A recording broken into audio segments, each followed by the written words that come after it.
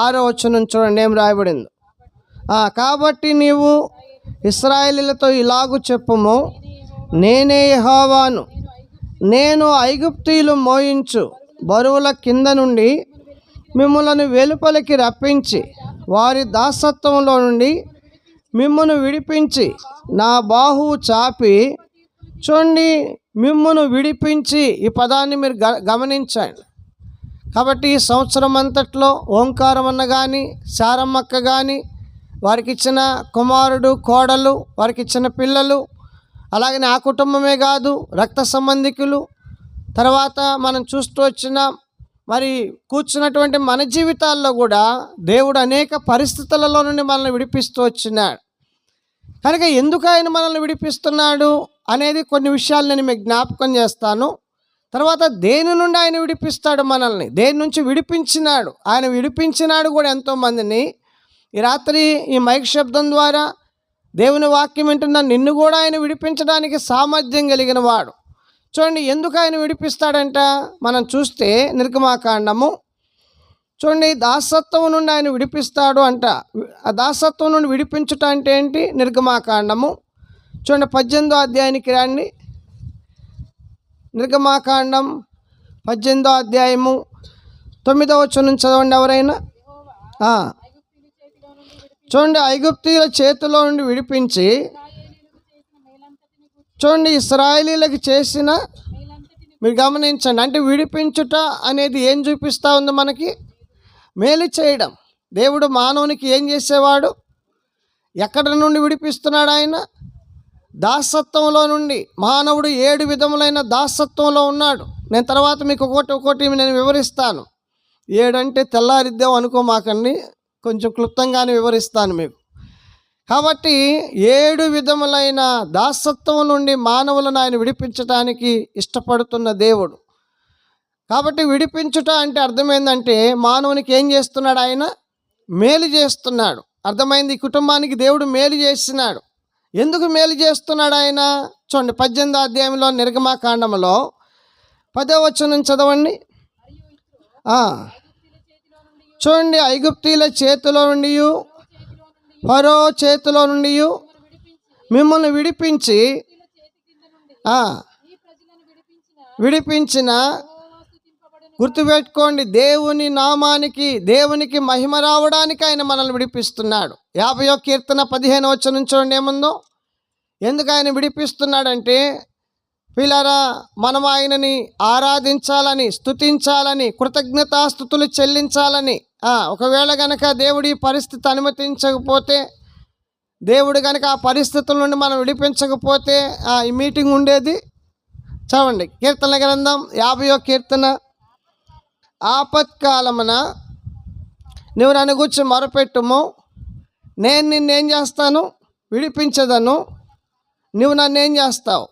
మహిమపరుస్తావు. చూడండి, దేవుడు అనుమతించే ప్రతి పరిస్థితి కూడా దేవుడు మనల్ని ఎందుకు విమోచిస్తున్నాడు, విడిపిస్తున్నాడంటే మనం చూడబోయే వాటి నుండి ఆయనకు ఏం చెల్లించడానికి? మహిమ చెల్లించడానికి, ఆయనకి కృతజ్ఞతాస్తుతులు చెల్లించడానికి. అంత మాత్రమేనా? దేవుని వాక్యంలో సమూయేలు గ్రంథము చూడండి, 1 సమూయేలు 12వ అధ్యాయం 10వ వచనం చదవండి ఎవరైనా. సమూయేలు 1 గ్రంథము 12వ అధ్యాయము. చూడండి, మేము యెహోవాను విసర్జించి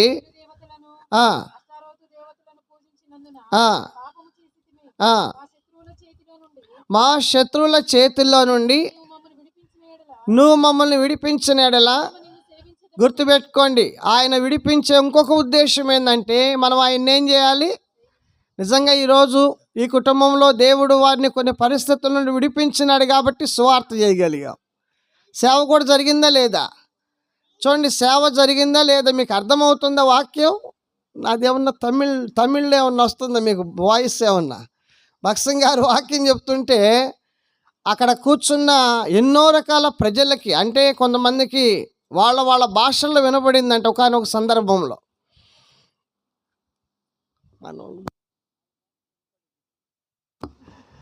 చూడండి, దేవుడు ఎంత అద్భుతమైన దేవుడు, ఎంత ఆశ్చర్యమైన కార్యాలు చేసే దేవుడు. ఆయన విడిపించువాడును రక్షించువాడును ఆయనే, ఇంకొకళ్ళు లేరు.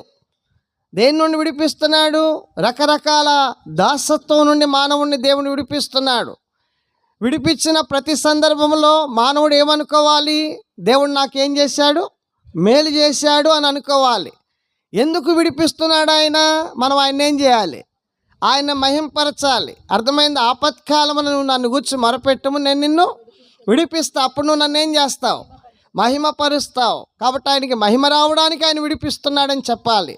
తర్వాత అంత మాత్రమే కాదు, ఆయన విడిపించే ఉద్దేశం ఏంటంటే మనం ఆయన ఏం చేయాలి? ఐగుప్తులో ఉండి ఇశ్రాయేలీయులు 430 సంవత్సరాల తర్వాత ఎందుకు విడిపించినాడు ఆయన? వారు ఆయనను ఏం చేయాలి?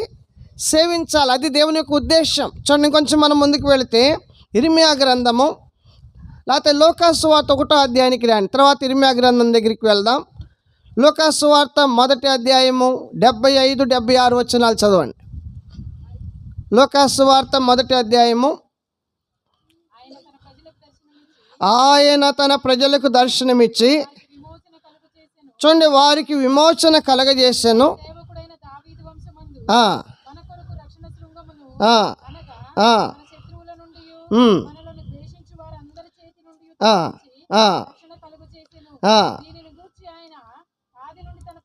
చూడండి, అక్కడ ఏం రాయబడిందంటే మనము శత్రువుల చేతి నుండి విడిపింపబడి మన జీవిత కాలం అంతా ఏమై ఉండడానికి?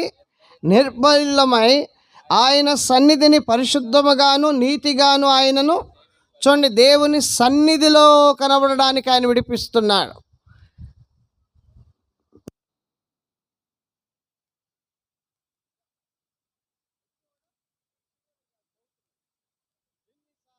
అంతకాలం తిమ్మోతన్న బతిలాడి అన్న వెళ్ళిపోయినాడు. నేను వచ్చి 3వ సంవత్సరం, నేను కూడా వచ్చినప్పుడల్లా అన్న మందిరానికి రా అంటే అనేవాడు. ఇప్పుడు ఏమైంది అంటే చూడండి, దేవుడు ఎవరికి అన్యాయం చేసేవాడు, ఎవరికి కీడు చేసేవాడు కాదు. ఎవరికి నష్టం చేసేవాడు కాదు. యెహోవా అందరికీ ఉపకారం. ఆయన అపకారం చేసేవాడు కాదు ఆయన. కాబట్టి దేవుడు ఎందుకు విడిపించినాడు అంటే ఆయన సన్నిధిలో ఉండడానికి, ఆయన సన్నిధిలో ఏం చేయడానికి? కనబడడానికి. ఇప్పుడు ఆయన ఇంకొక వచనం, ఇర్మియా గ్రంథం చూడండి, దేవుని వాక్యంలో 32వ అధ్యాయము 38వ వచనం చూడండి. ఇర్మియా గ్రంథము 32వ అధ్యాయము చదవండి ఎవరైనా. గమనించండి, ఏమంటున్నాడు? వారు నాకు ప్రజలయందురు, నేను వారికి. అది దేవుని ఉద్దేశం. ఈరోజు ఈ భూమి మీద ప్రతి మానవుణ్ణి దేవుడు ఎందుకు విడిపిస్తున్నాడు? ఇప్పుడు మనం చూడబోతున్నాం. వేటి నుండి ఆయన విడిపించే దేవుడో, వాటి నుండి ఎందుకు విడిపిస్తున్నాడు ఆయన అంటే, విడిపించిన ఆ ప్రజలకు ఆయన ఏమై ఉండాలి? దేవుడై ఉండాలి. ఆ ప్రజలు ఆయనకి ఏమై ఉండాలి? ప్రజలై ఉండాలి. అది దేవుని ఉద్దేశం. సరే, ఇంతవరకు చాలు. ఇవన్నీ అర్థమైనయా? గుర్తుంటాయా? మొదటిది, దేవుడు విడిపించువాడు. ఆయన దాసత్వం నుండి ఏం చేసేవాడు? కనుక ఎన్ని రకాల విషయాలకి మానవులు దాసులైపోయినారో ఈ దాసత్వం అంతటి నుండి ఆయన విడిపించేవాడు. విడిపించినప్పుడల్లా ఏం చేస్తున్నాడు అనేది గుర్తుపెట్టుకోవాలి. మేలు చేస్తున్నాడు అనేది గుర్తుపెట్టుకోవాలి. ఎందుకు విడిపిస్తున్నాడు అంటే ఆయన్ని మనం ఏం చేయడానికి? మహిమపరచడానికి ఆయన మనల్ని విడిపిస్తున్నాడు. ఆ తర్వాత మనం చూస్తూ వచ్చినాం, ఆయన ఏం చేయడానికి? సేవించడానికి ఆయన విడిపిస్తున్నాడు. తర్వాత మనల్ని ఎందుకు ఆయన విడిపిస్తున్నాడు? ఆయన సన్నిధిలో కనబడడానికి. అర్థమైంది? అందుకు విడిపిస్తున్నాడు. తర్వాత మనం చూస్తే ఆయన మనకి దేవుడై ఉండాలని, మనం ఆయనకి ప్రజలమై ఉండాలని విడిపిస్తున్నాడు. సరే, వేటి నుండి విడిపిస్తున్నాడు ఆయన? చూడండి, దేవుని వాక్యంలోకి ఒక మాట మనం చూద్దాం. ప్రకటన గ్రంథం 1వ అధ్యాయము 6వ వచనానికి రండి. పిల్లరా, దేవుడు ఈ రాత్రి నిన్ను కూడా మరి ఇలాంటి పరిస్థితుల నుండి విడిపించడానికి 2025 సంవత్సరాల క్రితం ఆ దేవదేవుడు మానవుడిగా, రక్షకుడుగా యేసు అనే నామంతో ఈ లోకానికి వచ్చినాడు. చూడండి, ప్రకటన గ్రంథం 1వ అధ్యాయము 6వ వచనం అందరం చదువుదాం. మనల్ని ప్రేమించుచు తన రక్తం వలన మన పాపముల నుండి మనల్ని విడిపించిన వానికి మహిమయు ప్రభావమును యుగయుగములకు కలుగునుగాక.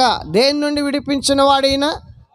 పాపముల నుండి విడిపించేవాడు. ఈ లోకంలో పిల్లారా, ప్రతి మన శరీరంలో ఉన్న ప్రతి పార్ట్కు డాక్టర్ ఉన్నాడండి. కంటికి ఒక డాక్టర్ ఉన్నాడు, పంటికి ఒక డాక్టర్ ఉన్నాడు, నరాలకు ఒక డాక్టర్ ఉన్నాడు, ఎముకలకు ఒక డాక్టర్ ఉన్నాడు, చెవికి ఒక డాక్టర్ ఉన్నాడు. గొంతు, ముక్కు, చెవి అంట బలి రాసి పెడతాడు అక్కడ. ఆ సింబల్స్ కూడా వేస్తాడు. నేను దేనికి డాక్టర్ని అంటే గొంతు, ముక్కు, చెవి అంత డాక్టర్ని. అంటే ప్రతి దానికి భూమి మీద ఎవరున్నారు? ఓ డాక్టర్ ఉన్నాడు, స్పెషలిస్ట్ ఉన్నాడు. పిల్లారా, ఎక్కడైనా ప్రపంచంలో మానవుని పాపం నుండి విడిపించే డాక్టర్ ఎవరైనా ఉన్నారా? మానవునికి పాపానికి ప్రాయశ్చిత్తం చేసేటువంటి ఆ దైవం ఎక్కడైనా ఉందా? మీరు ఎక్కడైనా చదివారా? ఏ గ్రంథంలోనైనా? పిల్లారా, దేవుని వాక్యంలో రాయబడిన మాట, 2025 సంవత్సరాల క్రితం దేవదేవుడు ఆ మహాకాశములు పట్టజాలని దేవుడు ఈ భూమిని, ఆకాశాన్ని, సృష్టి అంతటిని ఆయన మాట ద్వారా కలగజేసిన దేవుడు, ఆ దేవుడే మానవుడిగా ఈ లోకానికి ఎందుకు వచ్చినాడంటే, పిల్లారా, పాపాత్ముడైన మానవుణ్ణి రక్షించడానికి. అంటే అర్థమైందంటే అనేక రకాలైన పాపముల నుండి విడిపించడానికి ఆయన ఈ లోకానికి వచ్చినాడు.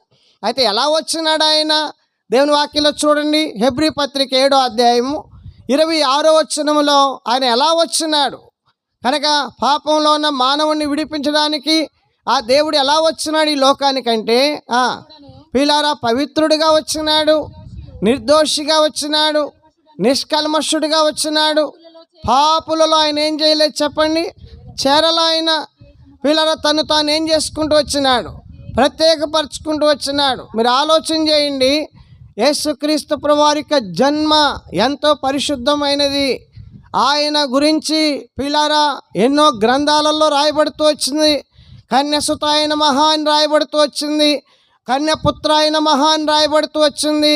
పిల్లారా, నిజంగా కన్యక గర్భవతి కుమారుని కనును అని కొన్ని సంవత్సరాల క్రితమే యెషయా భక్తుడు ఆయన గురించి రాస్తూ వచ్చినాడు. పిల్లారా, కన్యక ఏమైద్ది? గర్భవతి కుమారుని కదిద్ది. యెషయా గ్రంథం 7వ అధ్యాయం ఈ మాట మనం చూస్తాం. ఎందుకు పిల్లారా ఈ కన్యక గర్భవతి కుమారుని కనాలి? ఎందుకు కనాలంటే పాపాత్ముడైన మానవుణ్ణి విడిపించడానికి పాపము లేని దేవుడు కావాలి. అందుకనే ఆ దైవం మానవుడిగా కన్యక గర్భాన పరిశుద్ధాత్మ ద్వారా ఆయన జన్మిస్తూ వచ్చినాడు. పిల్లారా, అందుకే యేసుప్రభువారు అన్నాడు చూడండి, యోహాను సువార్త 8వ అధ్యాయము 45వ వచనం చదవండి ఎవరైనా. యోహాను సువార్త 8వ అధ్యాయము యేసుప్రభువారు ఏమన్నాడో చూడండి. 47వ వచనం లేకపోతే 46వ వచనం చూడండి. నా యందు పాపమున్నదని మీలో ఎవడు స్థాపించును? పిల్లారా, నా యందు పాపమున్నదని మీలో ఎవడు? ఆయనలో ఏ పాపం కూడా లేదు. పిల్లారా, ఎందుకు మరి ఆయన ఈ లోకానికి వచ్చి మరణించినాడంటే పాపులను విడిపించడానికి, పాపం నుండి విడిపించడానికి ఆయన వచ్చినాడు. అందుకని జక్కయ్య జీవితంలో మనం చూస్తాం. పిల్లారా, జక్కయ్య జీవితంలో యేసుప్రభువారు జక్కయ్య యొక్క పాపాల నుండి ఆయన విడిపిస్తూ వచ్చినాడు. మీరు చూస్తే లూకా సువార్త 19వ అధ్యాయం 7వ వచనంలో యేసుప్రభువారు ఆ ఇంట్లో ప్రవేశించేటప్పుడు ఆ జనసమూహం అంతా ఆయన గురించి ఏం చెప్పుకుంటున్నారు? ఈయన పాపి అయిన మనుషుని యొద్ద. కాబట్టి ఎవరు జక్కయ్య చెప్పండి? పాపి అయిన మనుష్యుడు. ఎందుకు వెళ్ళాడు ఆ పాపి అయిన మనుషుని యొక్క ఇంట్లోనికి యేసుప్రభువారు అంటే? ఇప్పుడు చదవండి 8వ వచనం. జక్కయ్య నిలవబడి, ఇదిగో ప్రభువా, నా ఆస్తిలో సగం పేదలకు ఇచ్చుచున్నాను. నేను ఎవని యొద్దనైనను అన్యాయముగా దేన్నైనా తీసుకునేడలా. పిల్లారా, ఏమైంది ఇప్పుడు చెప్పండి? పాపి అయిన మనుషుని యొక్క మనస్సు ఏమైంది చెప్పండి? మారిపోయింది, మార్పులోకి వచ్చినాడు. ఇది దేవుడు మాత్రమే చేయగలడు. పిల్లారా, ఈ లోకంలో నీ మనస్సు మార్చగలిగే శక్తి ఎవరికి లేదు. నీ జీవితంలో సినిమాలకి, త్రాగుడికి, పేకాటకి, గంజాయికి, ఎన్నో చెడు వ్యసనాలకు బానిసమైపోయినావు. నీ ద్వారా తల్లికి సంతోషం లేదు, నీ ద్వారా తండ్రికి సంతోషం లేదు, నీ ద్వారా నీ బిడ్డలకు సంతోషం లేదు, నీ ద్వారా నీ భార్యకి సంతోషం లేదు, కనుక నీ ద్వారా అన్నదమ్ములకు సంతోషం లేదు. ఏం కారణం అంటే నీలో ఉన్న పాపం అనేది ఎవరికి నెమ్మది లేకుండా చేస్తూ ఉంది. ఒక విధంగా చెప్పాలంటే నీకు కూడా నెమ్మది లేదు. కాబట్టి ఇటు పాపం నుండి రక్షించగలిగిన నాదుడెవరు? దైవం ఎవరు? అందుకనే దేవుని వాక్యంలో రాయబడింది, గుడ్డివానికి ఏం చేయలేడు? దారి చూపించలేడు. అందుకనే అపవిత్రుడైన మానవుడు రక్షించలేడు. అందుకనే పరిశుద్ధమైన దేవుడు ప్రియులారా, అత్యున్నతమైన సింహాసనమందు నివసించే దేవుడు, నిత్యము దేవదూతల చేత కెరూబుల చేత ఆరాధించబడుతున్న దేవుడు, ఎంతో మహిమలో ఉన్న దేవుడు దిగొచ్చినాడు మానవుని కొరకు ఈ భూమి మీదకి. ప్రియులారా, అదే నిర్గమాకాండంలో రాయబడింది. దేవుడంట ఆ ఇశ్రాయేలీలను దాసత్వం నుండి విమోచించడానికి ఏం చేసినాడు చూడండి. 3వ అధ్యాయము 8వ వచనం చదవండి ఎవరైనా. నిర్గమాకాండం 3:8. ఐగుప్తీల చేతుల్లో నుండి వారిని విడిపించుటకు. పిల్లల చివరిలో రాయబడింది, దేవుడు అంటున్నాడు, నేను దిగి వచ్చి ఉన్నాను అని చెప్తున్నాడు. పాత నిబంధనలో ఇశ్రాయేలీలను దాసత్వం నుండి విడిపించడానికి దేవుడు ఎట్లా దిగొచ్చినాడో, కొత్త నిబంధనలో కూడా చదవండి. ఫిలిప్పీ పత్రిక 2వ అధ్యాయం 6-7 వచనాలు చదవండి ఎవరైనా. ఫిలిప్పీ పత్రిక 2వ అధ్యాయం 6-7 వచనాలు. ఆయన అంటే ప్రభు అయిన యేసుక్రీస్తు వారు దేవుని స్వరూపి అయి ఉండి, పిల్లరా, దేవునితో సమానముగా ఉండుట విడిచిపెట్టకుండా భాగ్యం అని ఎంచుకొనలేదు, కానీ మనుషుల పోలికగా పుట్టి దాసుని స్వరూపం ధరించుకొని తన్ను తానే ఏం చేసుకున్నాడు. ప్రియమైన వాక్యం వింటున్న ప్రజలారా, ఆయన దేవునితో సమానుడై ఉండి, ఆయన దేవుడై ఉండి, ఎందుకు ఆయన మానవుడిగా ఈ లోకానికి వచ్చినాడంటే మానవుని జన్మ దోషం నుండి, కర్మ దోషం నుండి విడిపించడానికి యేసుప్రభువారు వచ్చినాడు. నేను కూడా ఒక హైందవ కుటుంబంలో జన్మించినాను. చిన్న వయసులోనే ఎంతో చెడు వ్యసనాలకి నేను బానిసనైపోయినాను.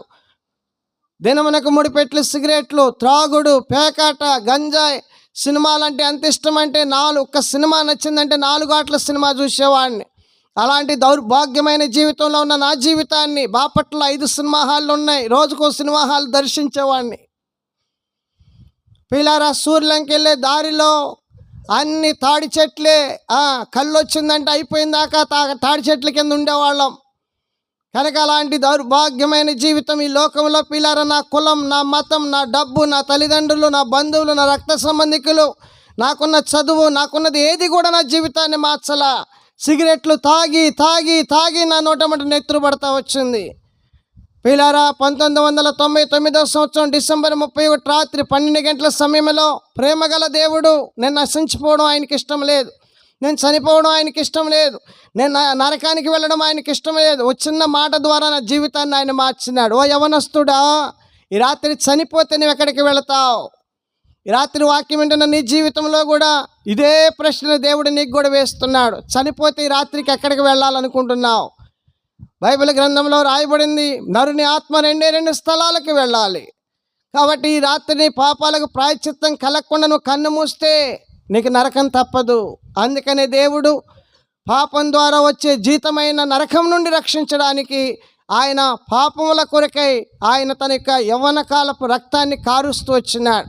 యేసుప్రభువారు అంటే ఎవరు అనుకుంటున్నారు?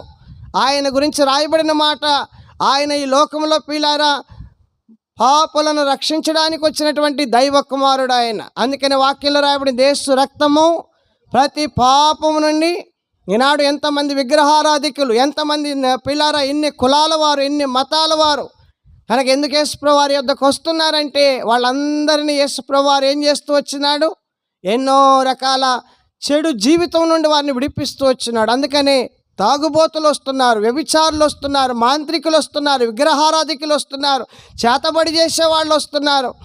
ఎందుకు వాళ్ళు యేసుప్రభువారి యొద్దకు వస్తున్నాడంటే దేవుడు వారిని ఏం చేస్తున్నాడు చెప్పండి? ఆ పరిస్థితుల నుండి విడిపించినాడు. ఈ రాత్రి నీవే స్థితిలో ఉన్నావో, ఒకవేళ నెమ్మది లేకుండా ఉన్నావా, సంతోషం లేకుండా ఉన్నావా, లేకపోతే చనిపోదాం అనుకుంటున్నావా, ఈ రాత్రి దేవుడు, ప్రేమగల దేవుడు నీ దగ్గరికి కూడా వస్తున్నాడు.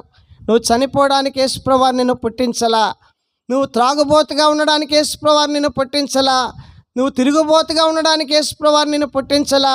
దేవుడు నిన్ను పుట్టించిన ఉద్దేశం పిల్లారా, దేవుణ్ణి సన్నిధిలో ఈ రాత్రి వాక్యం ద్వారా దేవుడు అంటున్నాడు, నా వలే నువ్వు జీవించాలని నిన్ను పుట్టించినాను.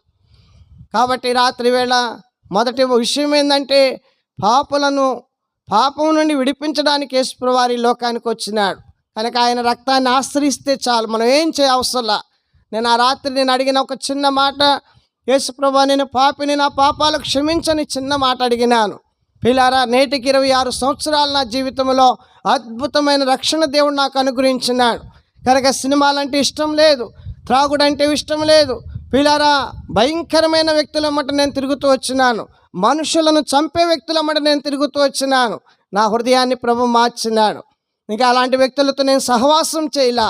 నా జీవితం మారింది. నాకెంతో సమాధానం దొరికింది. నాకెంతో ఆనందం దొరికింది. నేను అనుకున్నాను, ఎన్ని సంవత్సరాలు నా తల్లిని బాధ పెట్టాను, ఎన్ని సంవత్సరాలు నా తండ్రిని బాధ పెట్టాను. ఒకరోజు మా తండ్రి అన్నాడు, అరే తాగి నువ్వు ఈ రకంగా రోడ్ల మీద ఈ విధంగా చేస్తున్నావు, నీకు కావాలంటే నేను తెచ్చిస్తా, తాగి ఇంట్లో పనుకోమన్నాడు. అంత దౌర్భాగ్యుణ్ణి నేను. నా తండ్రిని బాధ పెట్టిన వాడిని. అప్పుడప్పుడు గుర్తొస్తూ ఉంటాయి ఆ విషయాలు. ఎంత బాధ పెట్టాను నా తండ్రిని, నా తల్లిని ఎంత బాధ పెట్టాను. కనుక అలాంటి పరిస్థితుల నుండి దేవుడు నన్ను విడిపిస్తూ వచ్చినాడు. ప్రియమైన గ్రామ ప్రజలారా, ఈ రాత్రి నువ్వు కూడా ఆ స్థితిలో ఉన్నావా? ఎంతకాలం నీ తల్లిని ఏడిపిస్తావు? ఎంతకాలం నీ తండ్రిని ఏడిపిస్తావు? తిరిగి రా యేసుప్రభువారి యొద్దకు. నిన్ను మార్చగలిగే శక్తి లోకంలో ఇంకెవరికి లేదు. యేసుప్రభువారు మాత్రమే పాపముల నుండి మానవులను ఏం చేయగలడు? విడిపించగలడు. అందుకని యేసుప్రభు తండోపతండాలు ఆయన వెంబడి వస్తూ వచ్చినారు జనసమూహం. మొదటిగా పాపముల నుండి ఆయన విడిపించేవాడు. రెండవదిగా దేవుని వాక్యంలో మనం చూస్తే, రండి అందరిని కలిసి చదువుదాం. హెబ్రీ పత్రిక 2వ అధ్యాయం. బైబిల్ తీయండి అందరూ. యవనస్తులు కొంచెం పక్కన ఉన్నోళ్ళు, పెద్దోళ్ళు వాళ్ళు గమనిస్తుండండి. హెబ్రీ పత్రిక 2వ అధ్యాయము చూడండి. హెబ్రీలకి రాసిన పత్రిక 2వ అధ్యాయంలో రెండవదిగా దేవుడు మానవులను దేని నుండి విడిపించడానికి భూమి మీదకి వచ్చినాడు ఆయన. చూడండి, హెబ్రీ పత్రిక 2వ అధ్యాయం చూడండి. అందరిని కలిసి చదువుకుందాం. 14-15 వచనాలు. కాబట్టి ఆ పిల్లలు రక్త మాంసములు గలవారైనందున ఆ ప్రకారమే మరణం యొక్క బలము గలవాని, అనగా అపవాదిని మరణము ద్వారా నశింపజేయుటకును జీవితకాలమంతయు మరణ భయము చేత దాస్యమునకు లోబడిన వారిని. పిల్లారా, రెండవదిగా మరణ భయము చేత దాస్యమునకు లోబడిన వారిని విడిపించడానికి యేసుప్రభువారు వచ్చినాడు. నేను ఇప్పుడు సువార్త చేస్తూ ఉంటే ఒక సిస్టరు వ్యాన్ దగ్గరికి వచ్చింది. వ్యాన్ దగ్గరికి వచ్చి, అన్న కొంచెం నా బిడ్డకు ప్రార్థన చేయమంటే, ఏందక్క అంటే, భయపడుతుందన్న అని చెప్పింది. ఎందుకు భయపడుతుంది నేను అడగటానికి ఇంకా ఆపేసి అన్నోళ్ళకి పరిచయం అప్పగించి నేను వాళ్ళ ఇంట్లోకి వెళ్ళాను. వెళితే ఆమె చెప్తుంది, ఎవరో వాళ్ళ బంధువు చనిపోయినారంట. ఆ చనిపోయిన నాటి నుండి ఈరోజు వరకు ఆ బిడ్డకి నిద్రపోవటల్లా, ఆ బిడ్డ అన్నం తింటల్లా, ఆ బిడ్డ ఎంతో భయంతో భీతితో ఉంటా ఉంది. పిల్లారా, ఏంటి కారణం? దేవుని వాక్యంలో మనం చూస్తే, అందుకనే మరణ భయము నుండి విడిపించడానికి ఈ లోకంలో యేసుప్రభువారు భూమి మీదకి వచ్చినాడు. ఎవరండి ఆయన మరణ భయం నుండి విడిపించడానికి? ఆయన మరణాన్ని జయించినవాడు. ఆయన మరణము లేడు. ఆయన మరణపు వేదనలు జయించినాడు. ఆయన మరణం ఆయన్నేమి పిల్లరా. అందుకని ఓ మరణమాని ముల్లెక్కడ, ఓ మరణమాని విజయం ఎక్కడని సవాలు విసినటువంటి దైవం ప్రభు అయిన యేసుక్రీస్తు వారు. ప్రపంచంలో అనేక సమాధులలో చనిపోయిన వారి యొక్క ఎముకలు ఉన్నాయి, కానీ యేసుక్రీస్తు ప్రభువారి యొక్క సమాధి మాత్రమే నేటి వరకు ఖాళీగా ఉంది. దేవదూతలు అన్నారు, సజీవుడైన వానిని మీరు ఎలా మృతులలో వెతుకుతున్నారు? యేసుప్రభువారు సజీవుడైన దేవుడు. ఈ రాత్రి వేళ వాక్యం వింటున్న నీ జీవితంలో నిన్ను ఏ భయం పట్టి వెంటాడుతూ ఉంది? ఒకవేళ ఆర్థికమైన భయమా, ఆర్థిక సంబంధమైనటువంటి ధనానికి సంబంధించిన భయం నిన్ను వెంటాడుతూ ఉందా? లేకపోతే ఈ లోకంలో నీకున్న అనారోగ్యాన్ని బట్టి నిన్ను భయం వెంటాడుతూ ఉందా? ఏ భయం చేత నువ్వు పీడించబడుతున్నావు? ఏ భయం చేత నువ్వు నిద్ర లేకుండా జీవిస్తున్నావు?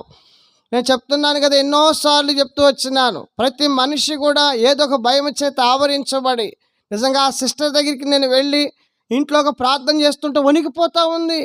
కనుక వణికిపోతూ ఉంది. నేను చెప్పినాను, ఎందుకు భయపడుతున్నావు? భయపడి మాకు నీకేం కాదు. దేవుడు నిన్ను స్వస్థపరుస్తాడు. దేవుడు అద్భుతంగా నీకున్న భయం నుండి విడుదల చేస్తాడు. ఈ రాత్రి వేళ వాక్యం వింటున్న సహోదరి, వాక్యం వింటున్న సహోదరుడా, ఏ భయం నిన్ను వెంటాడుతుంది? నీ భర్తను కూర్చున్న భయమా? నీ భార్యను కూర్చున్న భయమా? లేకపోతే నీ పిల్లలను కూర్చున్న భయమా? కనుక ఏ భయం నిన్ను వెంటాడుతూ ఉంది? అబ్రహామును కూడా ఒక భయం వెంటాడింది. ఏ భయం వెంటాడిందండి? చూడండి, ఆదికాండం 15వ అధ్యాయం 1వ వచనం. ఆదికాండం 15వ అధ్యాయం 1వ వచనం చూడండి. ఏ భయం వెంటాడింది అబ్రహాముని? ఇవి జరిగిన తర్వాత యెహోవా వాక్యము అబ్రహామునకు దర్శనమందు వచ్చి, అబ్రహామా భయపడకము. కాబట్టి అబ్రహాము భయపడుతున్నాడు. ఎందుకు భయపడుతున్నాడు? పిల్లారా, తన జీవితంలో 318 మంది పనివారు ఉన్నారంట. తర్వాత విస్తారమైన వెండి బంగారముల పశువులు ఉన్నాయి, విస్తారమైన ఆస్తి ఉంది. కానీ పిల్లల ఆస్తికి ఎవరు లేరు? వారసుడు లేదు. అది అబ్రహాం భయం. కానీ ఇప్పుడు ఏం చేయాలి? పిల్లలు ఏం చేస్తే ఆ వయస్సులో బిడ్డలు కలుగుతారు? ఏం చేసినా. కాబట్టి ఇప్పుడు అబ్రహాంని భయం వెంటాడుతూ ఉంది. వెంటాడుతూ ఉంటే అబ్రహాం ఏం చేస్తున్నాడు?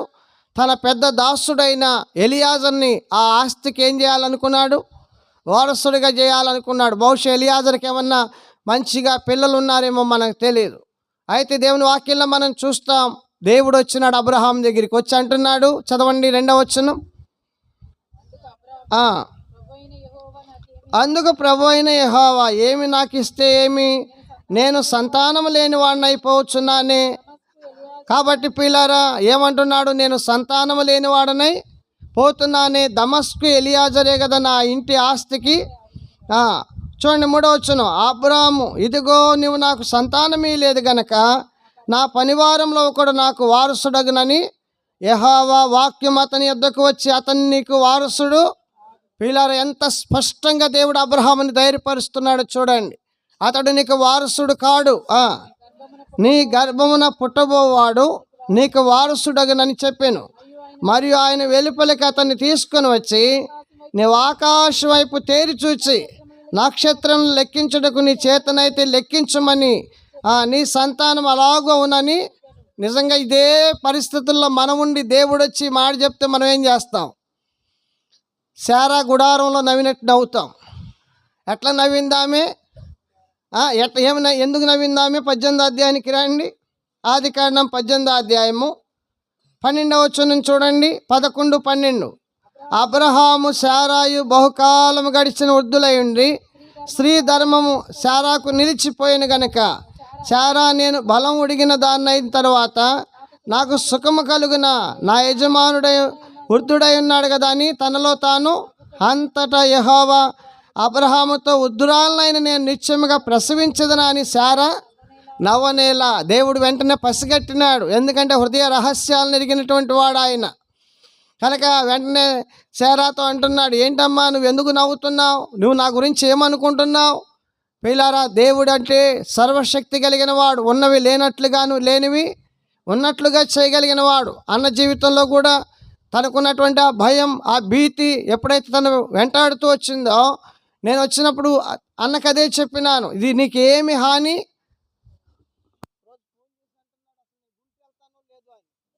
నిజమే, అంత భయం వెంటాడింది. కానీ దేవుడు అద్భుతంగా, పిల్లరా మన దేవుడు ఎవరంటే ఎన్నో రకాల భయాల నుండి మానవులను ఏం చేసేవాడు? ఆయన విడిపించేటువంటి వాడు. అబ్రహామును విడిపించినాడు. చూడండి 6వ వచనం ఏం రాయబడిందో. ఆదికాండం 15వ అధ్యాయం 6వ వచనం చదవండి. అతడు యెహోవాను నమ్మెను, ఆయన అతనికి నీతిగా. కాబట్టి ఈ రాత్రి నిన్ను ఏ భయం వెంటాడుతుంది? దేవుడు ఆ భయం నుండి విడిపించగలడు. అయితే నిన్ను దేవునికి అర్పించుకోవాలి, దేవునికి నిన్ను నువ్వు అప్పగించుకోవాలి. అబ్రహాము దేవునికి ఏం చేస్తున్నాడు? అర్పించుకున్నాడు. యెహోవాను నమ్మినాడు ఆయన. ఈ రాత్రి నీ నమ్మిక మీద నీకు ధైర్యం ఉంటుంది. దేవుని వాక్యంలో మనం చూస్తాం. చూడండి, ఇంకొక వచనం మనం చూస్తే అందరం కలిసి చదువుదాం. చూడండి, ఇర్మియా గ్రంథం 1వ అధ్యాయం 8వ వచనం చూడండి ఏం రాయబడిందో. ఇర్మియా గ్రంథం 1:8 చదవండి. ఎవరు? వారికి భయపడకము, నిన్ను విడిపించుటకు నేను నీకేమై ఉన్నాను. పిల్లారా, వారికి భయపడకము. ఏదైతే ఈరోజు నిన్ను భయపడుతుందో దానికి నువ్వు భయపడాల్సిన అవసరం లేదు. దేవుడు అంటున్నాడు, వారికి భయపడకము, నేను నిన్నేం చేస్తాను. చూడండి 39వ అధ్యాయం ఇర్మియా గ్రంథం 17వ వచనానికి రండి. ఇర్మియా గ్రంథం 39:17. ఇర్మియా గ్రంథం 39:17 చదవండి. ఆ దినమున నేను నిన్ను విడిపించదను, నువ్వు భయపడు మనుషుల చేతికి. కాబట్టి దేవుని వాక్యంలో మనం చూస్తే నువ్వు దేనికి భయపడుతున్నావో దాని నుండి నేను నిన్ను విడిపిస్తాను. కొంతమందికి చదువుకునే బిడ్డలకి, యవనస్తులకి కొన్ని సబ్జెక్టులు అంటే భలే భయం. ఎంత భయం అంటే కనుక ఈ సంవత్సరం అంతా వాక్యం చదువుకోరు, సంవత్సరం అంతా మందిరానికి సరిగ్గా రారు, సంవత్సరం అంతా సరిగ్గా ప్రార్థన చేసుకోరు. కానీ ఎగ్జామ్స్ వచ్చినప్పుడు మాత్రం ఏం చేస్తారు? ఎక్కడ లేని భక్తి అంతా వస్తుంది. అర్థమైందా? ఎగ్జామ్ టైం అవుతుందంటే ఉండు, ప్రార్థన చేసుకొని ఎప్పుడు ఎగ్జామ్ వస్తే ప్రార్థన. ఎగ్జాము అర్థమైందా చూడండి. అంటే ఏం చేస్తుంది లోపల? భయం వెంటాడుతూ ఉంది. కనుక భయం వెంటాడుతూ ఉంది. ఒక సిస్టర్ నా దగ్గరికి వచ్చింది ప్రార్థన చేయమని. దేని కొరకంటే ఫలానా సబ్జెక్ట్ కోసమే చేయాలంట. ఆ సబ్జెక్ట్ కోసం. ఎందుకు? ఆ సబ్జెక్ట్ ఏం చేస్తుంది? మిగతా సబ్జెక్టులన్నీ బాగా దాదాపు 99 మార్కులు వస్తాయి. ఒక్క సబ్జెక్ట్ మాత్రం కొంచెం డల్. అయితే అంటుంది ఇవన్నీ కాదు, ఆ ఒక్కటి మాత్రం ఆమెకేం చేస్తుంది? నెమ్మది లేకుండా చేస్తుంది, నిద్ర లేకుండా చేస్తుంది, భయపెడతా ఉంది. అయితే ఒక వాగ్దానం ఆ బిడ్డకి ఇచ్చి, ఏంటి ఆ వాగ్దానం? చూడండి దేవుని వాక్యంలో యెషయా గ్రంథంలో చూడండి ఒక మాట రాయబడింది, అద్భుతమైన మాట. యెషయా గ్రంథము అందరం కలిసి చదువుదాం ఆ మాట. యెషయా గ్రంథం 41వ అధ్యాయానికి రండి. యెషయా గ్రంథం 41వ అధ్యాయము చూడండి ఏం రాయబడిందో. 13వ వచనం, నీ దేవుడనైన యెహోవానగు నేను, భయపడకము, నేను నీకు సహాయం చేసేదని చెప్పొచ్చు, నీ కుడి చేతిని పట్టుకొనుచున్నాను. పిల్లరా, మన దేవుడు ఏం చేస్తాడు? భయపడే వారి హస్తాన్ని ఆయన పట్టుకుంటాడు. నీ కుడి చేతిని, అర్థమైందా? నువ్వు భయపడుతూ ఉంటే ఈ రాత్రి దేవునికి నీ చేయిస్తే నీ చేపట్టుకుంటాడు ఆయన. భయపడకము, నేను నీకేం చేస్తాను? సహాయం చేస్తాను. కాబట్టి మన దేవుడు మనకు సహాయం చేసేవాడు. ఇది రెండవదిగా దేవుని వాక్యంలో మనం చూస్తాం. రకరకాల భయాల నుండి ఆయన ఏం చేస్తాడు? విడిపిస్తాడు. తర్వాత మూడవదిగా చూడండి దేవుని వాక్యంలో యెహోషువ గ్రంథము 24వ అధ్యాయం 10వ వచనానికి రండి. యెహోషువ గ్రంథం 24వ అధ్యాయము అందరం కలిసి చదువుదాం ఈ మాట. యెహోషువ గ్రంథము 24వ అధ్యాయానికి రండి. యెహోషువ గ్రంథం 24వ అధ్యాయం 10వ వచనం చూడండి. 24:10.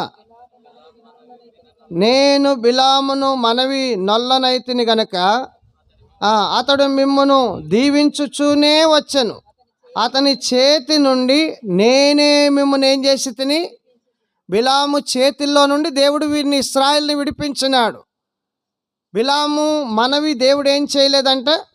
నేను బిలాము మనవి విననొల్లనైతిని గనక అతడు మిమ్మను ఏం చేస్తూ వచ్చినాడు.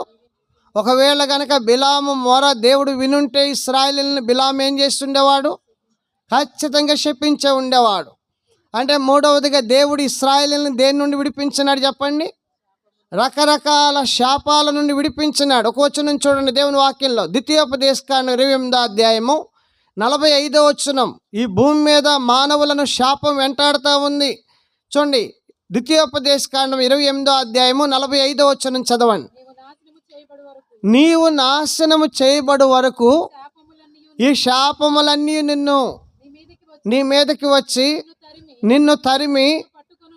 గుర్తుపెట్టుకోండి, శాపములు మానవుడిని ఏం చేస్తున్నాయి? తరిమి పట్టుకుంటా ఉన్నాయి. అయితే ఈ శాపాలన్నిటి నుండి దేవుడు ఏం చేస్తున్నాడు? మానవులను ఎప్పుడు విడిపిస్తున్నాడు? చూడండి ద్వితీయోపదేశకాండం 28వ అధ్యాయం 1వ వచనం. యవనస్తులారా, మిమ్మల్ని వెంటాడే ఏ శాపమైనా అది మిమ్మల్ని నాశనం చేయకుండా, నష్టపరచకుండా మీ యవన జీవితాన్ని భద్రపరచుకోవడానికి మీరు చేయాల్సిన పని. ద్వితీయోపదేశకాండం 28వ అధ్యాయం 1వ వచనం. నీవు నీ దేవుడైన యెహోవా మాట శ్రద్ధగా విని నేడు నేను నీకు ఆజ్ఞాపించుచున్నా ఆయన ఆజ్ఞలన్నిటినీ అనుసరించి నడుచుకునేలా నీ దేవుడైన యెహోవా భూమి మీద ఉన్న సమస్త జనముల కంటే నిన్ను హెచ్చించును. నీ దేవుడైన యెహోవా మాట వినినెడల. గుర్తుపెట్టుకోండి, ఈ దీవెనలన్నీ నీ మీదకి వచ్చి, చూసినారా పిల్లరా, శాపాల నుండి విడిపించబడి దీవెనలకు మనం పాత్రులం కావాలంటే ఆయన మాట ఏం చేయాలి? శ్రద్ధగా వినాలి. అర్థమైంది? ఇక్కడికి వచ్చి కూర్చొని కూడా బైబిల్ సరిగ్గా తీయట్లేదంటే ఏమి లేదు చెప్పండి? ఏమి లేదు. దేవుని వాక్యాన్ని ఏం చేయాలి? ఎంతో శ్రద్ధగా మనం, అర్థమైందా? దేవుని వాక్యం ప్రతి సున్నా కూడా చాలా జాగ్రత్తగా మనం చదవాలి. కొంతమందికి కొన్ని అధ్యాయాలు చదవరు. ఏం చేస్తారో తెలిసిన వాళ్ళకి పేర్లున్న అధ్యాయాలు, తర్వాత వంశావళులు ఉన్న అధ్యాయాలు దాటి వెళ్ళిపోతుంటారు. ఎందుకు? ఇష్టం ఉండదు. గుర్తుపెట్టుకోండి, చాలా పిన్ టు పెన్ భక్సింగ్ గారు రాస్తున్నాడు ఆయన సాక్ష్య పుస్తకంలో. ఆయన బైబిల్ గ్రంథం కొత్త నిబంధన కొత్త నిబంధన 3 రోజుల్లో చదివేసినాడంట. పాత నిబంధన ఇచ్చిన తర్వాత పాత నిబంధన 15 రోజుల్లో చదివేసినాడంట. ఎట్లా చదివినాడో తెలిసిన, మోకాళ్ళ మీద పిల్లరా రోజుకి 18 గంటలు దేవుని వాక్యం చదివినాడంట ఆయన. అందుకనే ఏ శాపం కూడా దైవజనుడు భక్సింగ్ గారి దరి జరల. అన్ని ఆశీర్వాదాలే. దైవజనుడు ఏ గ్రామంలో అడుగు పెడితే అక్కడ సంఘం కట్టబడింది, ఏ దేశంలో అడుగు పెడితే అక్కడ పరిచర్య జరుగుతూ వచ్చింది. ఈరోజు మనం అడుగు పెట్టినా చెప్పండి, మీరు అడుగు పెట్టారు కదా, కోడళ్ళగా అడుగుపెట్టిన స్థలాలు ఉన్నాయి, అత్తలుగా అడుగుపెట్టిన స్థలాలు ఉన్నాయి, అల్లుళ్ళుగా అడుగుపెట్టిన స్థలాలు ఉన్నాయి. మరి అడుగులు పెట్టిన అడుగులు ఎట్లున్నాయి? బైబిల్ గ్రంథంలో రాయబడింది, యోసేపు అడుగు పెడితే ఫతిఫరీలు దేవుడు ఏం చేస్తూ వచ్చాడు? ఆశీర్వదిస్తూ వచ్చినాడు. యాకోబు తన మామ దగ్గర ఇంట్లో అడుగు పెట్టాడు. ఏమైంది? లాబాను కాళ్ళు పట్టుకొని నీ కాళ్ళు కడిగి నెత్తిన పోసుకుంటా నువ్వు వెళ్ళొద్దు అంటున్నాడు. మనల్ని అయితే ఏం చేస్తారు?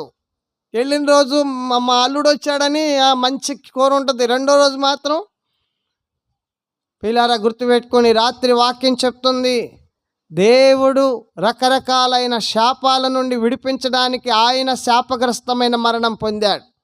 ఆయన శాపగ్రాహిగా చేయబడ్డాడు. ఈ లోకంలో మనము దీవెనలు అనుభవించాలని, ఈ దీవెనలన్నీ నీ మీదకొచ్చి నీకు ప్రాప్తించునని చెప్పాడు.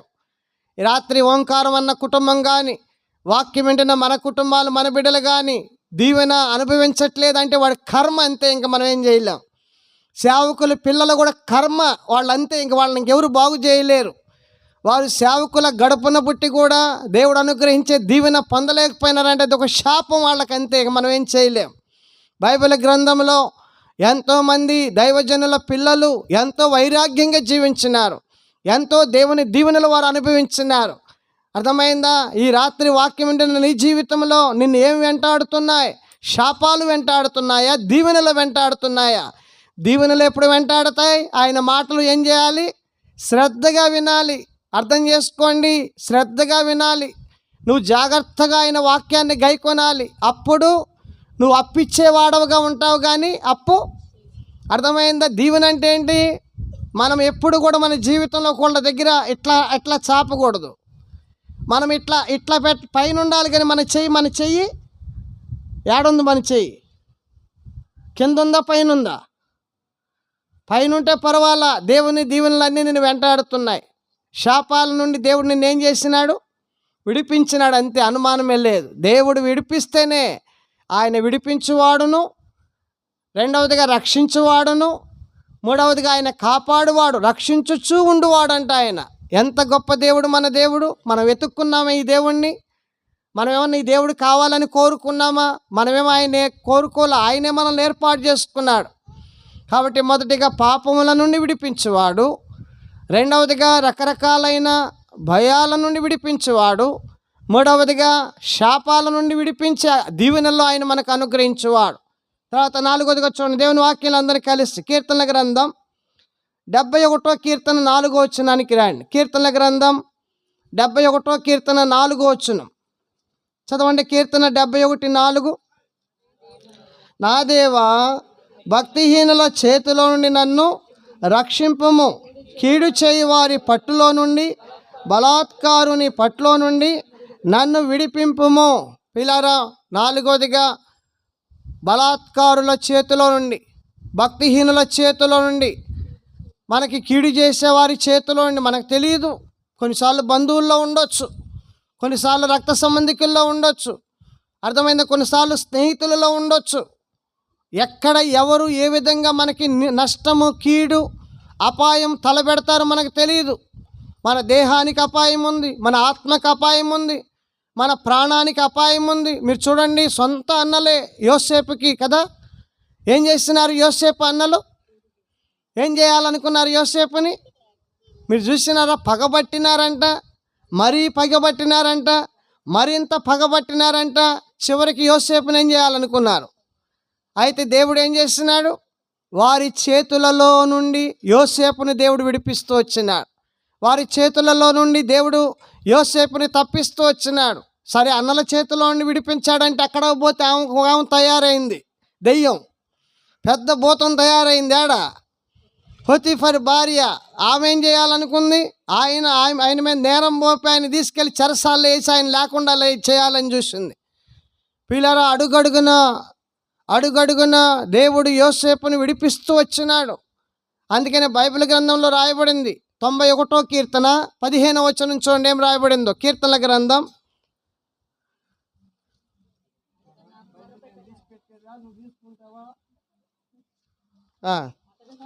చదవండి, చెప్పండి. ఎవరికన్నా బైబిల్ తీసుకోలేకపోతే నేను వస్తా, తీసిపెట్టి వస్తా. చదవండి. అతడు నన్ను ప్రేమించుచున్నాడు గనక. పిల్లారా, యోసేపు దేవుణ్ణి ప్రేమించువాడు, యోసేపు దేవునికి భయపడువాడు, యోసేపు దేవుని ఆధీనంలో ఉన్నవాడు. అడుగడుగున యోసేపుని దేవుడు అతను నన్ను ప్రేమిస్తున్నాడు కనుక నేను అతన్ని తప్పించదను. కాబట్టి భక్తిహీనుల చేతుల్లో నుండి, కాబట్టి చివరి దినాల్లో ఉన్నాం పిల్లారా, ప్రభు రాకడ దినాల్లో ఉన్నాం. మన చుట్టూ భక్తిహీనమైన పరిస్థితులు ఉన్నాయి, భక్తిహీనమైన వ్యక్తులు ఉన్నారు.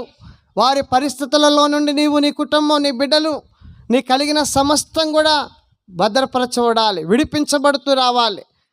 యోబు జీవితంలో మీరు చూడండి, ఎన్ని పరిస్థితులు ఉన్నా కూడా యోబుకి కానీ యోబుకి కలిగిన దానికి కానీ ఏది కూడా హాని చేయలే. చూడండి, యోబు గ్రంథం 1:10, యోబు గ్రంథం 1వ అధ్యాయం 10వ వచనం. త్వరగా చదవండి, ముగిచ్చేస్తాను. అతనికిని, అతని ఇంటి వారికిని, అతని కలిగిన సమస్తమునకును చుట్టూ దేవుడు ఏం చేస్తున్నాడు? కంచి వేసేస్తున్నాడు. కాబట్టి ఆ కంచి ఎవ్వరు ఏం చేయలేరు, తీసివేయలేరు. కాబట్టి యోబును దేవుడు అనేక పరిస్థితుల్లో నుండి విడిపిస్తూ వచ్చినాడు. ప్రతిరోజు వెళ్తున్నాడు సైతాను, ప్రతిరోజు వెళ్తున్నాడు. అంటే యాడ్ నుంచి వస్తున్నావంటే భూమి మీద అటు ఇటు తిరుగుతున్నాడు. ఏం పని? దరిద్ర పని, విడి పని. కుటుంబాలను ఏం చేయడానికి?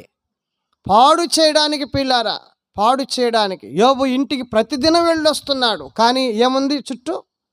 కంచె.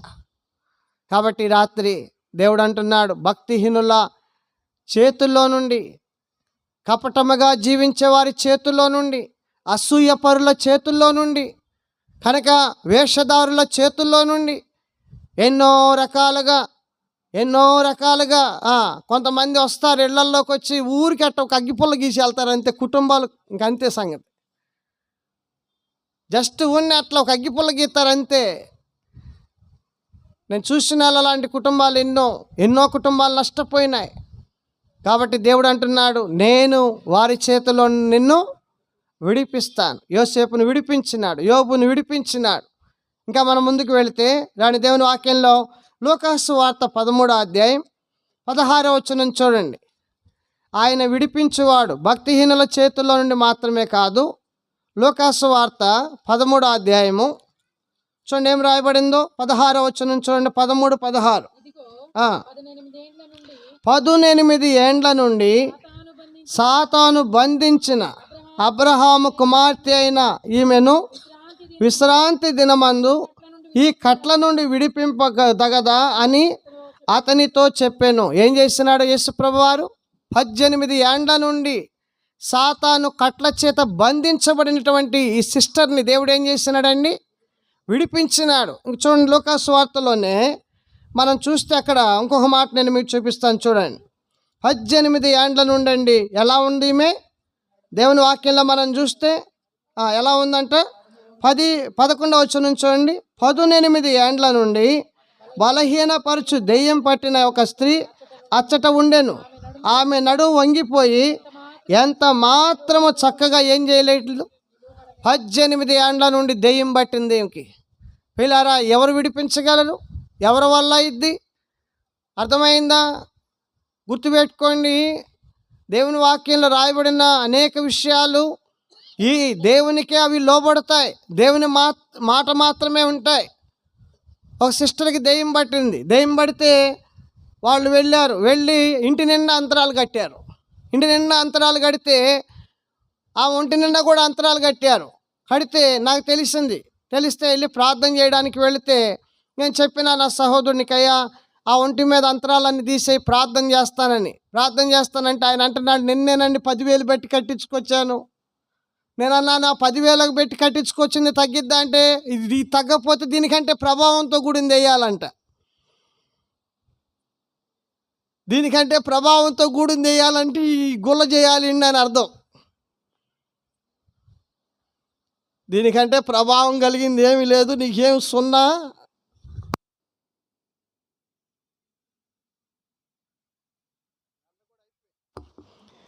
ఏమి లేదు, గుల్ల చేసి పెడతారు అంతేగా. నేను చెప్పినాను, మొత్తం ఒలిపిచ్చేసినాం, చక్కగా ప్రార్థన చేస్తున్నాం. పిల్లారా, దేవుడు అద్భుతంగా తనకి పట్టిన శక్తిని విడిపించేసినాడు. దాని ప్రభావం నుండి విడిపించేసినాడు సిస్టర్ని. కాబట్టి వాస్తవంగా మన శక్తి, మన భక్తి కాదు, దేవునికి ఆ బిడ్డ మీద ఉన్న ప్రేమ. కాబట్టి దేవునికి ఉన్న ప్రేమ. అందుకని మీరు మార్కు సువార్త 5వ అధ్యాయంలో కూడా చూడండి. గెరాసేనుల దేశంలో అపవిత్రమైన ఆత్మ పట్టిన వ్యక్తిని ఎవ్వరు ఏం చేయలేకపోయినారు, సాధు చేయలేకపోయినారు.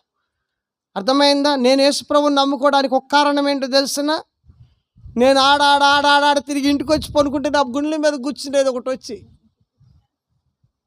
మొహం కనపడేది కాదు కానీ మిగతా అంతా కనపడేది. తొక్కుతుండేది పైన పడి, ఒక రోజు కాదు, 2 రోజులు కాదు.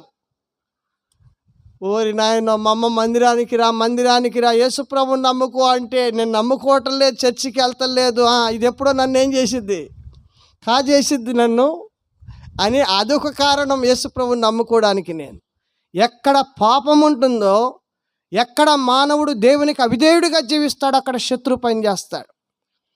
ఏం చేస్తూ వచ్చింది? 18 సంవత్సరాల నుండి వ్యక్తిని పిల్లరా బలహీనపరిచింది.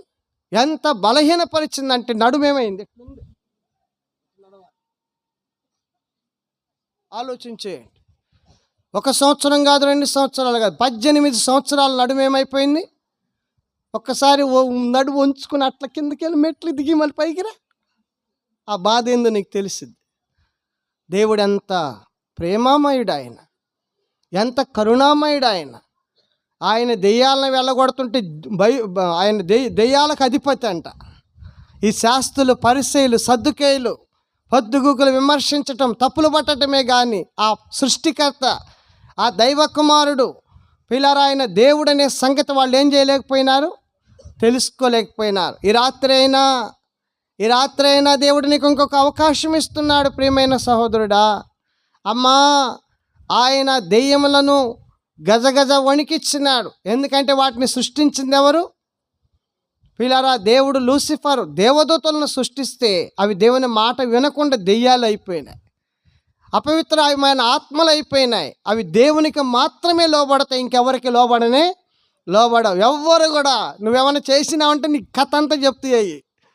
బైబిల్ గ్రంథంలో యాజకుని పిల్లలు దెయ్యాలు వెళ్ళగొట్టడానికి పూనుకుంటే మంచిది వచ్చింది, ఇక్కడ చూసింది, ఏందంది, పో అన్నది, ఆడకపోయేదని బట్టలు పొడిచి కొట్టి మామూలు గొట్ల.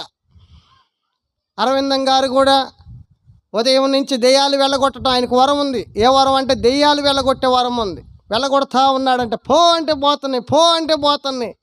ఒకటి వచ్చిందంట, మొహం పెట్టి నవ్వుతుందంట. ఏం నవ్వుతున్నావు? పో అంటే, నా పోతాలే కానీ నీ మొహం నా మొహం లాగే ఉంది అందంట. అంటే నీ మొహం నా మొహం లాగా ఉండేది ఏంటంటే, పొద్దున్నుంచి నా మొహమే చూస్తున్నావు, నువ్వు దేవుని మొహం ఎప్పుడు చూసినావు అందంట. ఊరి నాయనో, నిజమే. ఇది కూడా పొద్దున్నుంచి ఏ పని పెట్టుకున్నాడు? ప్రార్థన లేదు, బైబిల్ వాక్యం ధ్యానించేది లేదు, ఇది లేదు, దెయ్యాలను వెళ్ళగొట్టుకునే పని పెట్టుకున్నాడు. అప్పటి నుండి అరవిందం గారు, వామ్మో ఇది కూడా ప్రమాదం అని, ఎప్పుడన్నా అవసరాన్ని బట్టి వెళ్ళగొడతామే కానీ ఆ పని పెట్టుకొనే రండి, స్వస్థత వారం, దెయ్యాలు పెట్టి వెళ్ళమాకండి. ఎక్కడ పడితే అక్కడికి వెళ్తే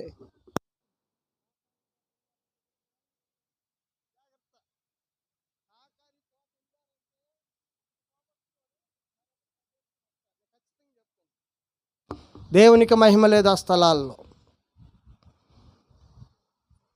దేవునికి మహిమ రాని ఏ స్థలంలో కూడా దేవుడు ఉండడు. దేవుని కార్యాలు అక్కడ ఉండనే. మనుషులకి మహిమ వచ్చే కాడ దేవుడు ఉండడు. దేవుని మహిమను ఆయన ఎవరికి ఇచ్చేవాడు కాదు. ఆయన మహిమ ఆయనకి చెందాల్సిందే. కాబట్టి ఈ సిస్టర్ని దేవుడు అద్భుతంగా ఏం చేసినాడు? ఈ రాత్రి వేళ ఒకవేళ నిన్ను కూడా పీడిస్తున్నాయా, ఏమన్నా నీకు కూడా నిద్ర లేకుండా చేస్తున్నాయా, నిన్ను కూడా తొక్కుతున్నాయా, తొక్కుతుంటే ఏడు చెప్పయ్యా, నన్ను తొక్కకుండా చేయయ్యా, అని చెప్పు. దేవుడు అద్భుతంగా ఏం చేస్తాడు? విడుదలిస్తాడు. నేను ప్రార్థన చేసుకున్నా, లేచి ప్రభువా ఇంక నేను ప్రభువా ఎక్కడికి నువ్వు వెళ్ళొద్దన్న చోటుకు వెళ్ళనయ్యా, ప్రార్థన చేసుకున్నా. బలహీనతలో ఉంటే కూడా దక్కుతాయి.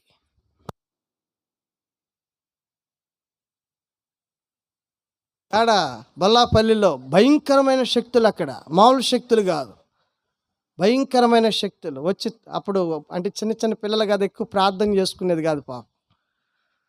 ఇప్పుడు మంచిగా నాకంటే బాగా పటిష్టంగా ఉంది ప్రార్థనలో అన్నిటిలో. కాబట్టి ఎందుకు నేను చెప్తున్నానంటే, బలహీనంగా ఉంటాయి వదిలిపెట్టవు. ఏదో ఒక విధంగా వచ్చి నీ దగ్గర పక్కన కూర్చుంటే, నాటికి చూడు, సినిమా చూడు, నీ చేత రకరకాలుగా కాని పనులు కూడా చేపిస్తాయి. అవి దురాత్మలు, పడిపోయిన ఆత్మలు, చెడిపోయిన ఆత్మలు, పాడైపోయిన ఆత్మలు మనల్ని కూడా ఏం చేస్తాయి? అవి పాడు చేస్తాయి. అందుకనే వాటి నుండి విడిపించే నాదుడు యేసు ప్రభువారే. ఈ రాత్రి కోరుకో, ఇక్కడ ఉండగానే ప్రభువా నన్ను కూడా విడిపించయ్యా వాటి ప్రభావం నుండి, వాటి నుండి నన్ను కూడా విడిపించయ్యా, వాటి నుండి నాకు భద్రత దయచేయ్యా అని నువ్వు కోరుకుంటే దేవుడు నీకు సహాయం చేస్తాడు. దాన్ని ఇంకొక మాట చూద్దాం. దేవుని వాక్యంలో యోహాను సువార్త 5వ అధ్యాయము 2వ వచనం చూడండి. యోహాను సువార్త గొర్రెల ద్వారము దగ్గర హెబ్రీ భాషలో బెతెస్దా అనబడిన కోనేరు కలదు. దానికి 5 మండపములు గలవు. ఆయా సమయంలో దేవదూత కోనేట్లో దిగి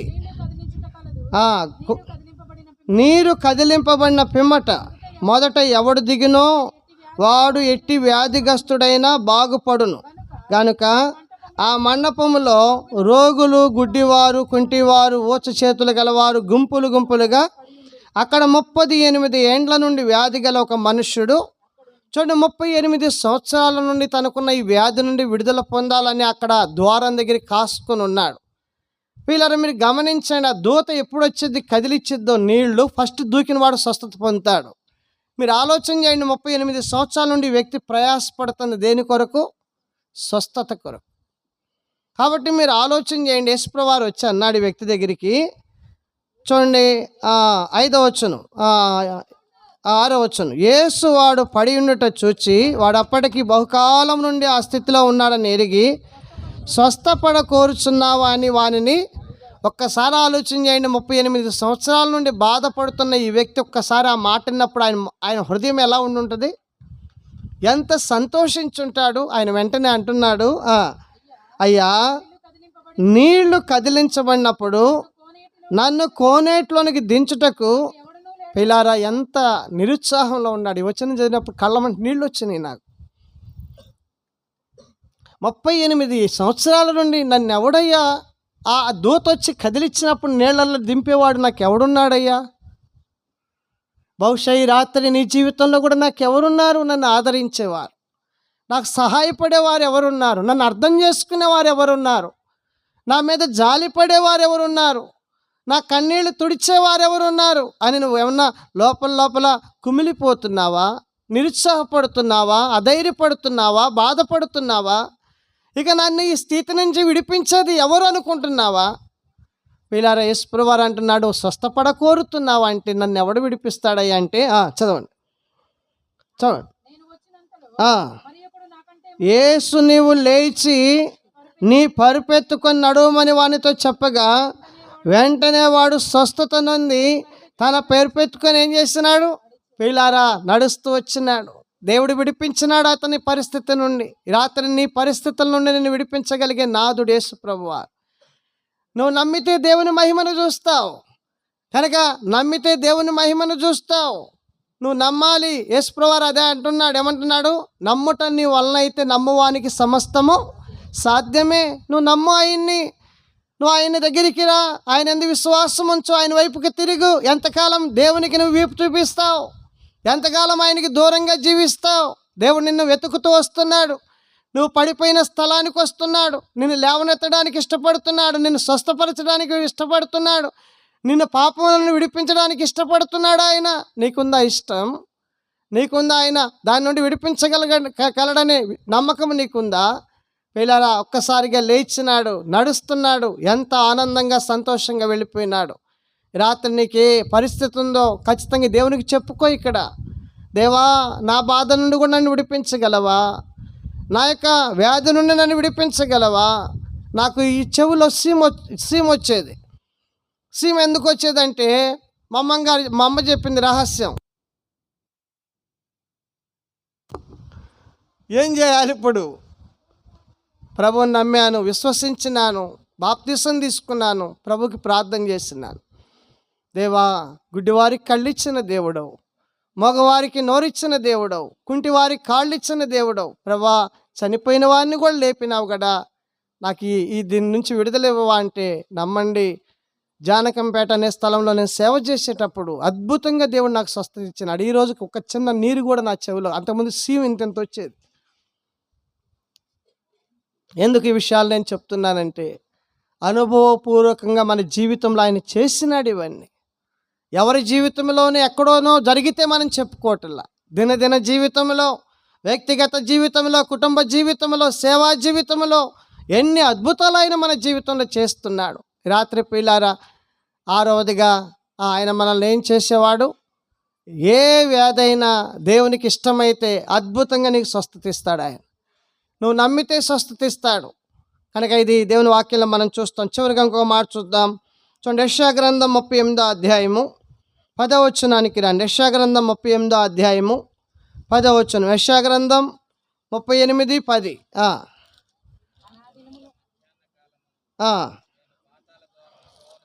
పిల్లారా, ఎక్కడ ఏ ద్వారం గుండా పోవాల్సి వచ్చింది హిజ్కియా? చూడండి, నా దినముల మధ్యాహ్న కాలమందు నేను పాతాళ ద్వారమున పోవాల్సి వచ్చాను.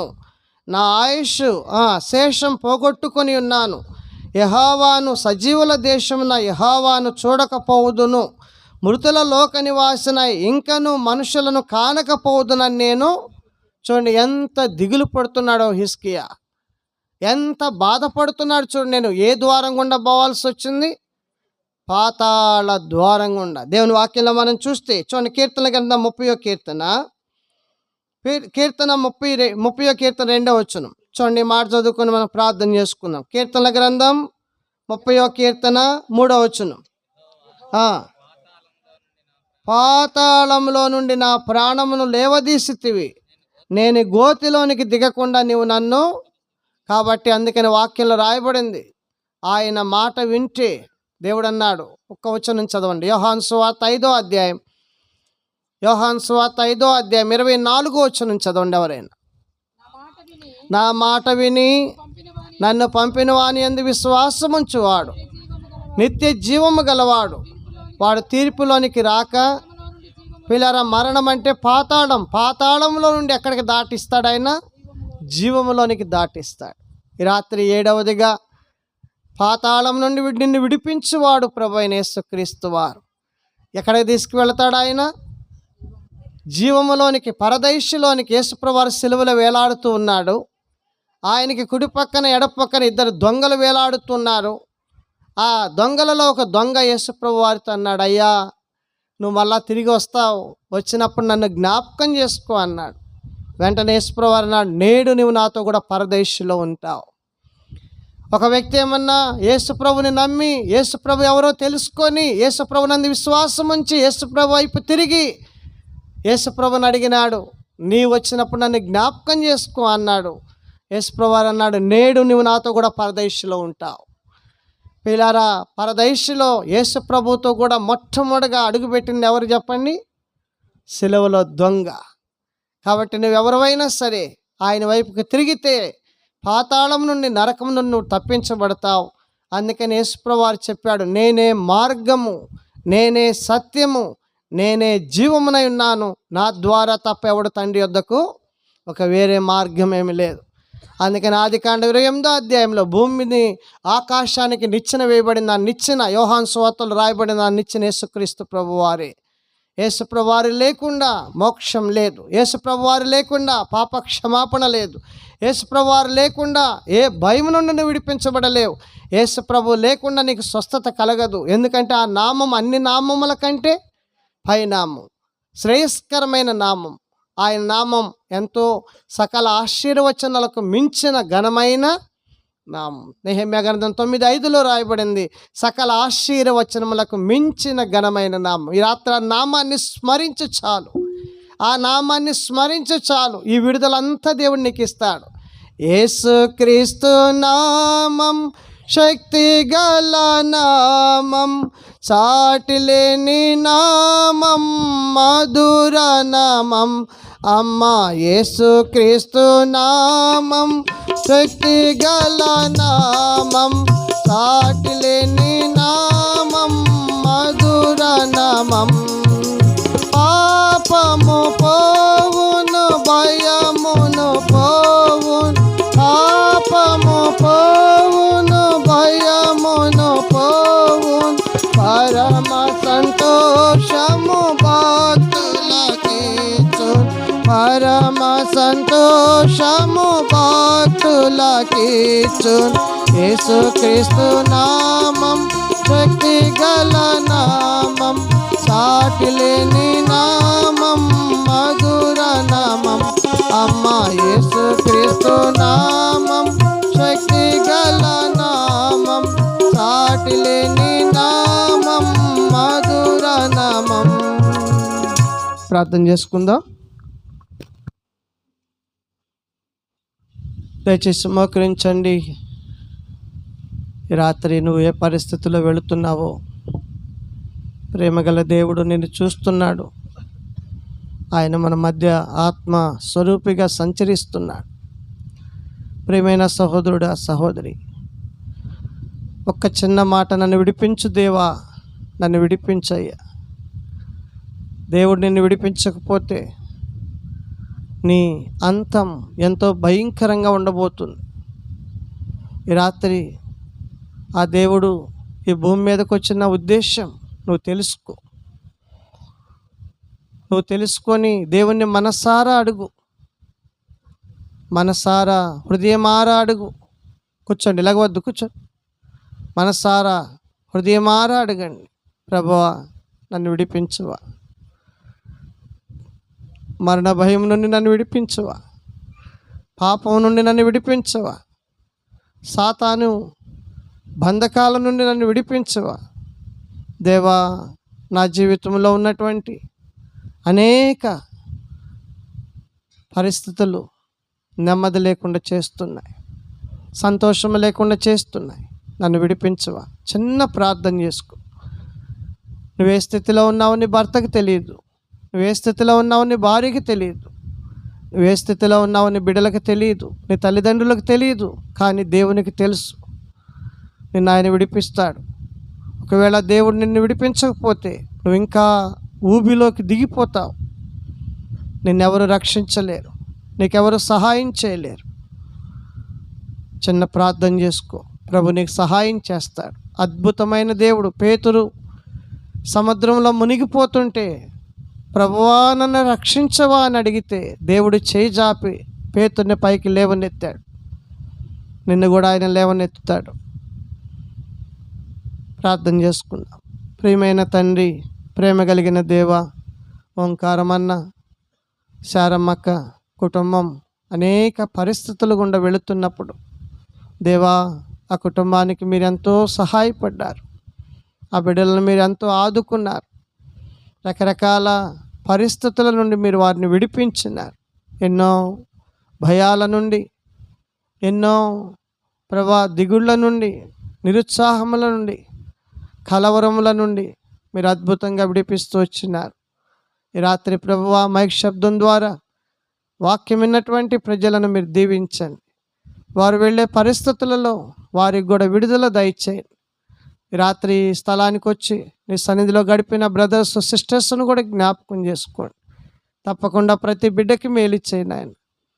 వారిని సంపూర్ణంగా రక్షించండి, సంపూర్ణంగా విడిపించండి. నీ మేలులతో నాయన, మీ మేలులతో వారిని నింపండి. తప్పకుండా దేవా, మరి ఇంతవరకు ఈ సేవలో పరిచర్యలో మీరు చేసిన మేలుని బట్టి స్తుతిస్తూ నాయన, కుటుంబానికి ఉన్న అవసరాలన్నీ మీరు తీర్చండి. కుమారుడు అలానే కోడలు వారికి ఇచ్చిన చక్కని బిడ్డలను బట్టి మీకు స్తోత్రాలు. మనవడికి కూడా మంచి ఆరోగ్యం దయచేయండి. ఓంకారమన్న కూడా రక్షణ దయచేయండి. మారు మనసు దయచేయండి. తను కూడా బాప్తిసం తీసుకోవడానికి సిద్ధపరచు. పద్మక్క ఆరోగ్యం కోసం కూడా ప్రార్థన చేస్తున్నాం. తన బిడ్డలు మనం సంతానాన్ని అలాగనే ప్రభువా మరి కృపమ కొరకు కూడా ప్రార్థన చేస్తుంటున్నాం. అక్కడ కూడా జ్ఞాపకం చేసుకోండి. అన్న కొరకు వారికి ఇచ్చినటువంటి బిడ్డలను జ్ఞాపకం చేసుకోండి నాయన. అలాగనే బాబురావు అన్న కొరకు తన కుమార్తె అల్లుడు వారికి ఇచ్చిన బిడ్డలను కూడా జ్ఞాపకం చేసుకోండి. ఇలాగ రక్త సంబంధికులు, బంధువులు, ముఖ్యంగా ఇంటి ఓనర్సు, ఇంట్లో అద్దెకుంటున్న వారి కొరకు కూడా ప్రార్థన చేస్తున్నాం. తగ్గించుకుంటూ మిమ్మల్ని హెచ్చిస్తూ ముందున్న సమయాన్ని దీవించమని రాగలిగిన బిడ్డలందరినీ మీ చేతులకు అప్పగించుకుంటూ క్రీస్తు నామములో స్తుతించి ప్రార్థించి వేడుకుంటున్నాము తండ్రి. ఆమేన్. తండ్రి అయిన దేవుని ప్రేమ, ప్రభు అయిన యేసుక్రీస్తు వారి కృప, పరిశుద్ధాత్మ దేవుని అన్యోన్య సహవాసం చేరొచ్చిన మనకు, ప్రత్యేకంగా ఓంకారం అన్న కుటుంబానికి, ఈ గ్రామ ప్రజలకు సదాకాలము తోడైండునుగాక. ఆమేన్. నీ చేతితో నన్ను పట్టుకో, నీ ఆత్మతో నన్ను నడుపు, శిల్పి చేతిలో శిలను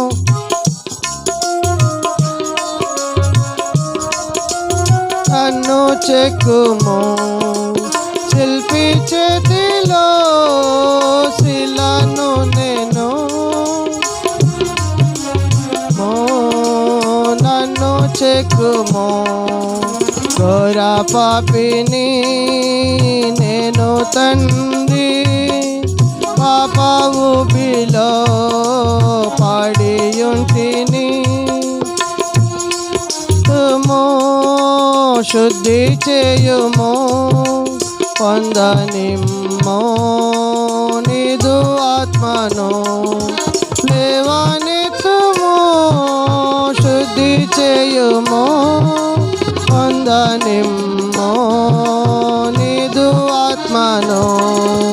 నీ చేతితో నన్ను పట్టుకో, నీ ఆత్మతో నన్ను నడుపు, శిల్పి చేతిలో శిలను నేను, అనుక్షణము నన్ను చెక్కుము, శిల్పి చేతిలో శిలను నేను, అనుక్షణము నన్ను చెక్కుము. నా ఒక్క నిమిషం రా. ఓంకారం అన్న బాబురావు అన్నాడు.